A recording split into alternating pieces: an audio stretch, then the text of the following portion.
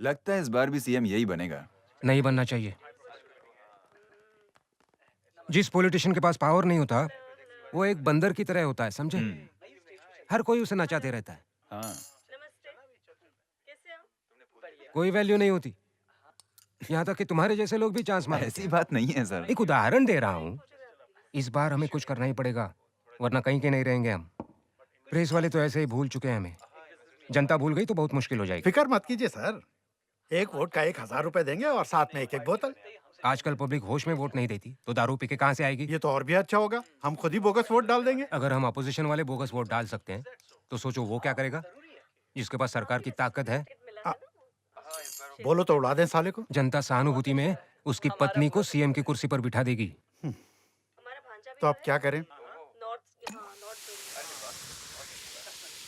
मुझे मार दो। अगर एक लड़का 10वीं की परीक्षा में फेल होकर घर आता है, तो घर पर हर कोई उसे डांटता है। रिजल्ट के बाद अगर वो खुदकुशी की कोशिश करता है, तो लोग उसे बचाकर घर वापस ले आते हैं, और वही घर वाले उसे प्यार से समझाते हैं। पहले केस में घर वाले उस पर फेल होने की वजह से नाराज होंगे, और दूसरे केस में उसे मिलेगी सहानुभूति। मुझे भी वही चाहिए, सहानुभूति। मेरी जान लेने की कोशिश की जाएगी, लेकिन मैं बच जाऊंगा। फारूक, हमारी पार्टी का प्रचार 10 तारीख को शुरू होने वाला है। मुझ पर जानलेवा हमला भी उसी दिन होना चाहिए। फिर मैं एक हॉस्पिटल में एडमिट हो जाऊंगा। सारे टीवी चैनल सी न्यूज कवर करेंगे। उसके बाद मेरे कुछ सपोर्टर्स आत्मदाह करने की कोशिश करेंगे। मैं हॉस्पिटल के बेड से ही प्रचार करूंगा, स्ट्रेचर पे लेटे हुए इंटरव्यू दूंगा, और व्हील चेयर में जाकर अपना वोट डालूंगा। बढ़िया प्लान है, व्हील चेयर से सीएम की चेयर। बहुत बड़ी कीमत चुकानी पड़ेगी। मतलब? ऐसा कोई किलर चाहिए जिसकी आंखें चील जैसी हो, जिसकी फुर्ती चीते जैसी हो। आएगा, मारेगा और गायब हो जाएगा। ऐसे किलर के लिए करोड़ों लगेंगे। पैसे की फिक्र मत करो, कोई प्रोफेशनल किलर ढूंढो। ढूंढने की जरूरत नहीं है सर, है हमारी नजर में। हाँ सर, अपना शहर तरक्की कर रहा है, पैसे फेंको सब मिलता है। तो देर किस बात की है?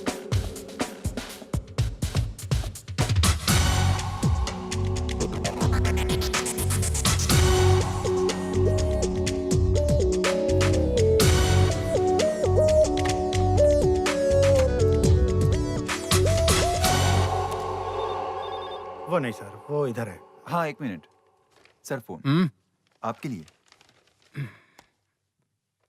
हेलो, कौन बोल रहा है? फारूक ने तुमसे कांटेक्ट करने को बोला था। हाँ, 1 मिनट, देखो कौन है। हेलो, मैं बाजीराव रेड्डी। बोलो। शयाजी रेड्डी को फोन दो। अरे हम दोनों एक ही हैं। उसकी जगह तुझे मार दूं चलेगा? अच्छा जोक मारता है। गोली भी अच्छी मारता हूँ। हाँ, हम भी यही चाहते हैं। फारूक ने तो तुम्हें सब बता दिया होगा। तुम गोली चलाओगे, पर जान नहीं जानी चाहिए। हाँ? 2 खोखा। कितना? 2 करोड़। थोड़ा ज्यादा नहीं हो गया? पॉलिटिकल डिस्काउंट नहीं दे सकते मुझे? तुझे भी मार देता हूँ, एक पेग फ्री। हाँ? अरे नहीं, उसकी जरूरत नहीं है। 1 करोड़ एडवांस और 1 करोड़ काम खत्म होने के बाद। काम खत्म होने के बाद मैं पकड़ा गया तो? और तूने हमको धोखा दिया तो? मुझे सिर्फ मारना आता है, धोखा देना तुम लोग जानते हो। ठीक है, पूरे पैसे एक साथ मिल जाएंगे, पर पेमेंट से पहले हम एक बार तुमसे मिलना चाहेंगे, इसलिए कि वो। कोई जरूरत नहीं है। हमारे लिए जरूरी है। हम 2 करोड़ दे रहे हैं तुम्हें, क्या हम काम से पहले एक बार तुम्हें देख भी नहीं सकते? आम खाने से मतलब रखो, पेड़ मत गिनो। कहीं मुझसे मिलने की फिराक में अपनी जान न गवा दो। सारे नोट 1000 के होने चाहिए। प्लास्टिक में लपेट कर एक लाल बैग में डाल कर देना। अपने बंदे को रात 9 बजे की लोकल ट्रेन लेने को बोलना, और उसे बोलना कि सीट के नीचे बैग रखकर निकल जाए। वो उतरा क्या? नहीं साहब। नजर रखना। जी साहब। वो उस लाल बैग के साथ उतरेगा। जी। उसका पीछा करना, सारी जानकारी हासिल करना और जी मुझे जी। बताना। सॉरी। ओके कोई बात नहीं। क्या ओके? अरे आपको नहीं सर, एक छोकरा धक्का मार के ये गया। वही तो नहीं था? अरे वो कहाँ होगा साहब? ये वो नहीं था तो वो कहाँ है? पहले जाकर उसको देख। साहब साले 2 करोड़ हैं उसमें, पूरी रात लग गई मुझे उसे गिनने में, और तू 2 मिनट में उसे घुमा देगा। अरे साहब ट्रेन चल पड़ी। हाँ, और तू देखता रहे, फुर्र करके वो निकल जाएगी। अब क्या करें अबे साहब? चढ़ जा ट्रेन में। जी साहब। बैग है वहाँ? मिल गया साहब। हाँ। लेकिन ये तो खाली है। हैं? साहब लगता है वो पीछे बैठ के लगा गया। ये तो दिमाग वाला निकला साहब, पैसे लेके भाग गया। तू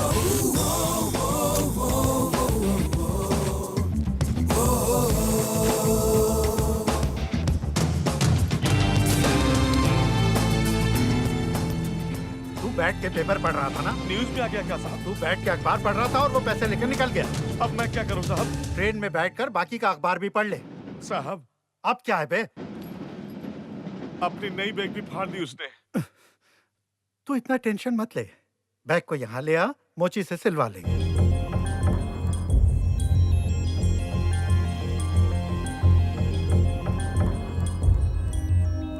मैं उस बिल्डिंग के 9th फ्लोर पर आऊंगा।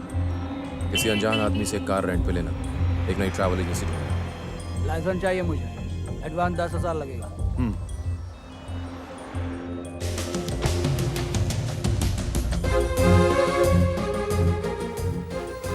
मीटिंग परसों सुबह 10:30 बजे शुरू। काम खत्म करके मैं बिल्डिंग के पास वाली रोड पर मिलूंगा।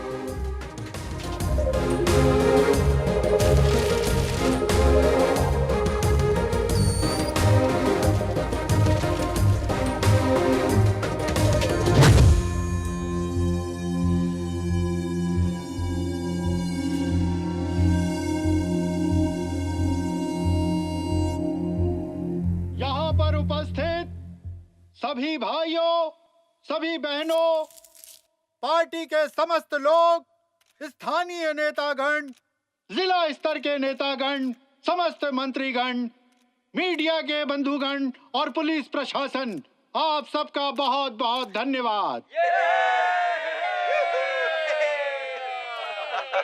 हम अच्छी तरह जानते हैं कि यह सरकार कितनी निकम्मी है और इसने अपना एक भी वादा पूरा नहीं किया। कर्ज उन लोगों ने लिया, चुकाना आपको पड़ रहा है। उनकी जेबें भर रही हैं, आपकी जेबें खाली हो रही हैं।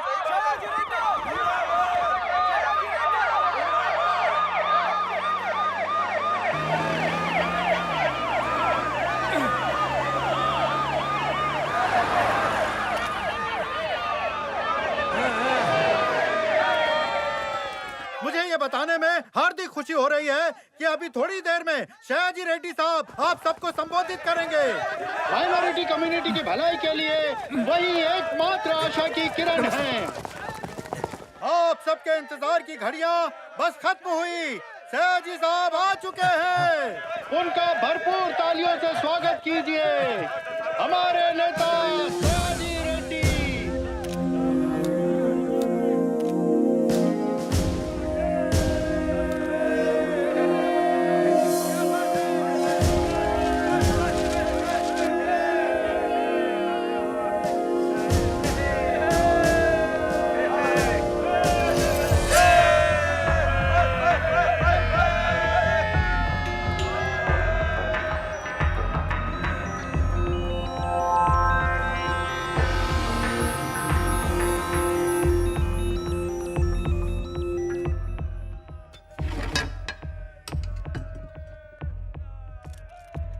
आप लोगों के लिए मेरे पिताजी की क्या अहमियत है?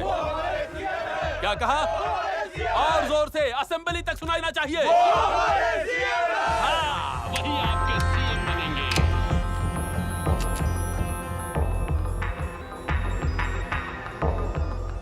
आज मुझे हमारे इस शहर में दो सागर बहते दिख रहे हैं।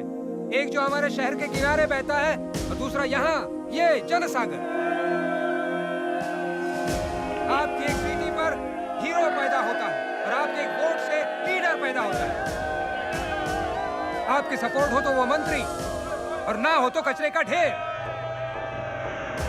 आपके आशीर्वाद से नेता जिंदा रहते हैं। अगर वो नकारा साबित हुआ तो आप उसे खाक में मिला देते। बस आप लोग ही मेरी असली ताकत हैं।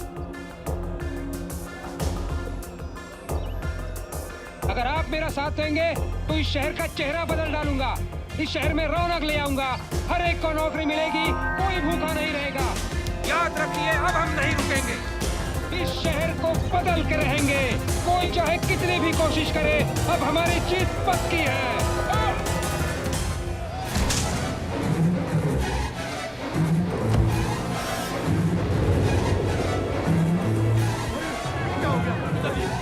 ये किसने किया?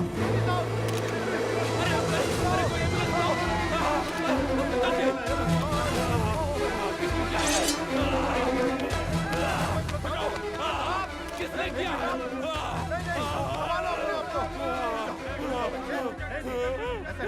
सब ठीक हो जाएगा, सब ठीक हो जाएगा।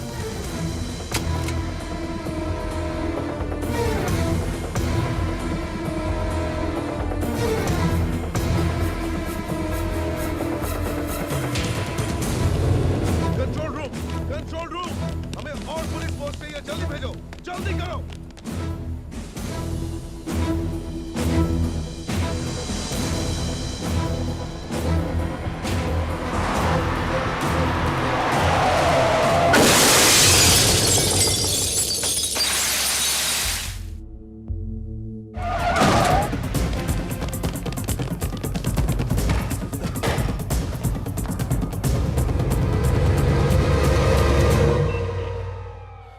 वो मिल गया।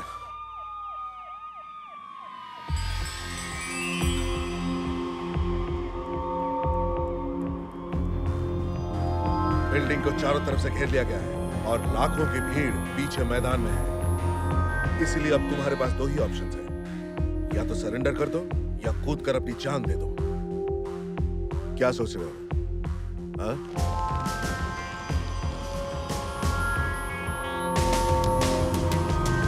मैं सिर्फ 3 तक